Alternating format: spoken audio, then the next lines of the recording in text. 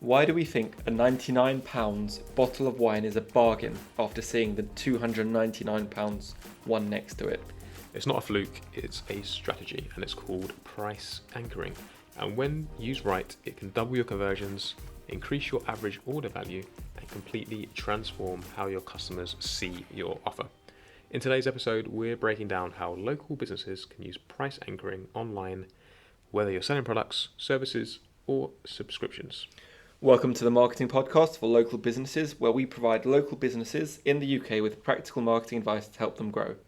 I'm Adam, founder of Website Designers London, one of the UK's top 1% online marketing strategies, helping businesses generate tens of millions of pounds. I'm Josh, I'm the founder of ImproveMySearchRanking.com, a specialist SEO company based in London. We've helped over 400 businesses generate over £200 million in sales. Every episode, we break down marketing strategies and trends to help you stay ahead of the competition. So let's start with the basics. What is price anchoring? Simply put, it's a psychological pricing technique where you present a higher priced option first, so the next option feels like a great deal.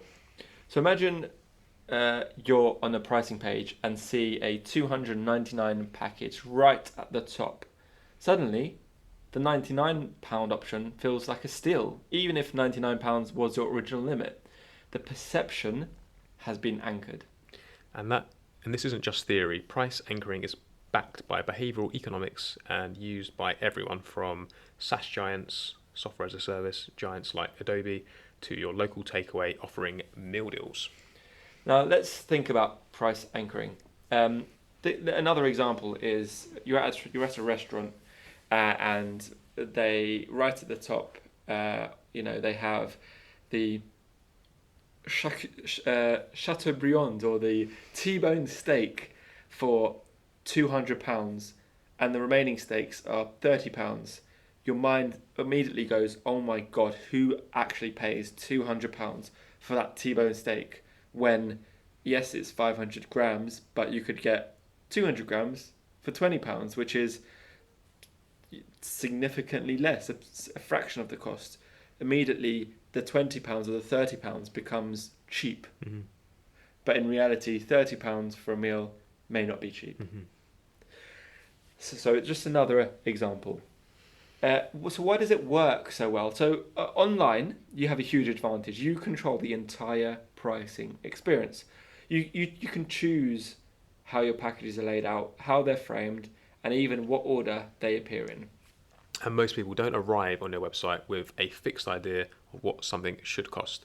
So if you're smart, you can influence that expectation with price anchoring.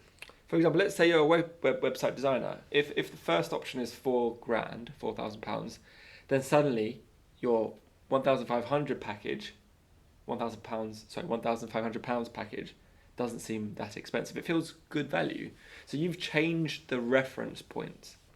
So anchoring in action. Here's a few real world examples. So one of our clients runs a local skincare clinic.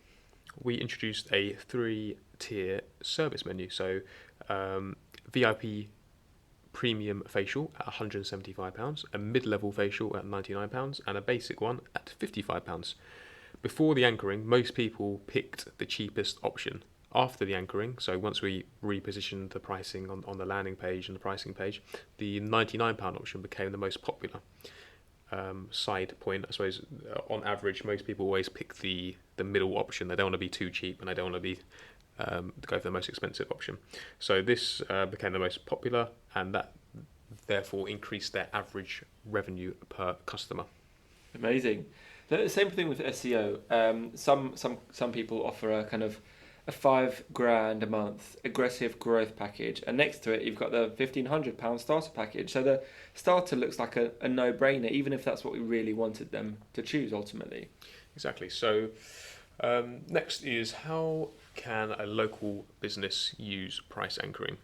Firstly, you basically what we'd recommend is always show the highest price first, which probably seems a bit counterintuitive. Normally, most people would list the cheapest option first and then build up. But what we're recommending here is you do the opposite. So start with the highest price that anchors the value and the price of your product, and then makes the cheaper ones look like a great value. You can use a 3 tier pricing structure. This tends to be best. The Goldilocks rule. Love that. And as I mentioned earlier, people tend to pick the middle option. So you can actually use this to your advantage, make the middle option still a decent amount of money and give you a decent amount of profit, but make the more expensive one really, really expensive, and make the cheaper one just slightly cheaper than the middle package. Thirdly, add perceived value to anchor. So make the top tier option look packed, even if it's rarely chosen. It makes the others feel like a deal. And that's the 3 points. Amazing. Bonus tip, use comparison. So if you sell a £99 course, compare it to the cost of hiring a consultant or attending a live event. So you're making the alternative seem more expensive and your offer feels like a bargain. So one thing to be careful of is just don't slap on a high price with no logic, because it will look unrealistic and weird and you'll lose trust from your potential customers. So the high anchor has to feel believable. And don't forget the visual layouts. If you're using a website or a landing page, make sure that your pricing table highlights the option you want people to choose. So use a color or kind of badges or something like most popular or trending, chosen 3,522 times, and have testimonials to build that trust. So again, going back to that EAT structure, the EEAT structure, you need to build. The T stands for trust, and you need to build it. So that's the kind of watch out for. Josh, what we do next? So if you're a local business and your website just lists prices with no strategy behind it, you're leaving money on the table. So use price anchoring to shape how your customers perceive value. Use the 3 tiers, position your mid-range as the best deal, and watch those conversion rates climb.